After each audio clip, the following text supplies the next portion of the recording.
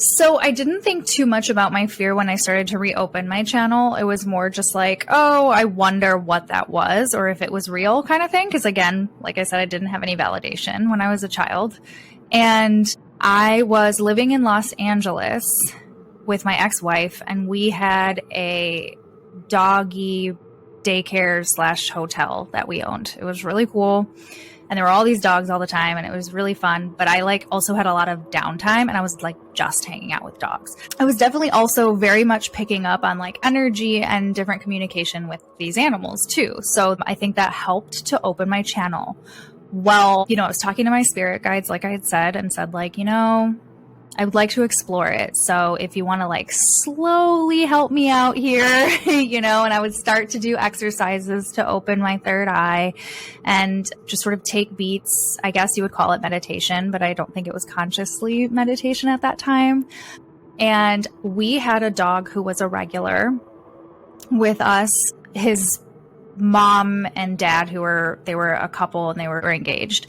They went to Austin for a family wedding. And while there, they got into a really bad car accident, and it was our client and her fiance, and then her mom and dad in the car. Her and her mom passed away, and her fiance was okay, and her father was in critical condition. Well, she came to the doggy hotel pretty straight away to see her dog, and she would not leave me. And it was essentially, she realized that I knew she was there and was like, hey, I need your help. And I was like, I don't know what I'm doing. I'm not afraid of you, but also I don't know how to help you. I don't know what I'm doing. This feels serious. And so for days, she just followed me around, and we were obviously in contact with her fiance saying don't worry about the dog. Obviously he is fine here as long as need be. And I told my ex-wife at the time, I told her, I said the dog's mom is here. And she was like, well, what does that mean? And I was like, I don't know what it means, but she's telling me to help her and I don't know what to do. And she said that the spirit, she kept saying butterflies. Just tell him about the butterflies. He'll know it's me. I just need him to know that I'm okay. And this is the husband? Her fiance. She wanted me to relay this message. And I'm like, lady, how freaky is that going to be? I don't know this guy. You know what I mean? I'm this is my business. This is my livelihood. And so I told her, I said, okay, listen, you know what? If I'm the one that is here when he comes to pick up the dog and I'm the one to hand him off, I will tell him. Knowing that was very unlikely because I wasn't usually the one, an employee, somebody else. Well, that was not quick, generally. I feel this is going to be a pivotal point. What makes it unlikely that you would be the one handing it off? I just always kind of had an employee do that. That was such an easy job that I was always doing something else that was more important. Does that make sense? Than saying goodbye to the dog. I was doing inventory or in the office or running errands. What are the odds that I would be the one, right? So when he comes, I am the only one there. And I'm like, you're kidding me right now. Oh, fuck. Well, frankly, I totally bitched out. I did not say anything to him. I was just I'm so sorry. We're here for you. Whatever you need, blah, blah, blah. He left, and it was so weird. I was walking back down the hall, and it was almost I lost control of my body, and I just flew out to the parking lot, ran full speed. I was oh my God, what? It was not me. And I was excuse me, so sorry. This is...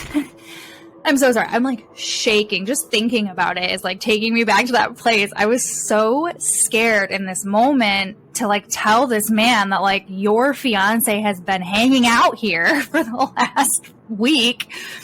And I said, listen, I don't know how this is going to come off. I don't know, I don't mean to offend you or upset you, but your fiance, I believe, has been here with the dog, and she really wants you to know that she's okay.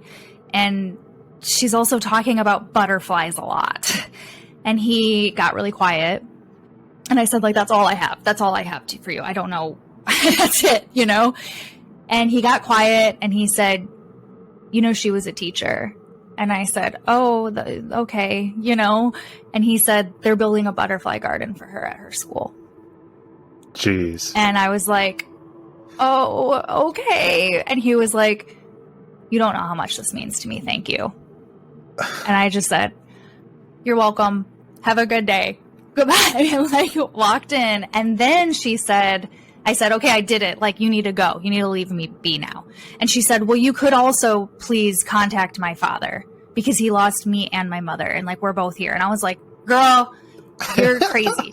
So I was like, no.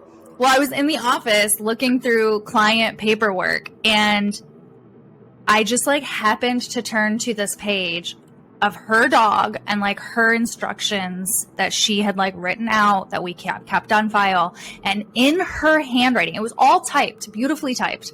In her handwriting, she has dad's cell with a arrow pointing to this phone number. And I just closed the book and I said, I'm not going to do that. Please understand that this man has lost two of the most important people in his life. I am not going to be the stranger that contacts him to let him know that you're okay. Like, find a different medium. And she left. She accepted that and like left. But that was kind of like the reintegration into my gift where I was like, okay, I guess that's real.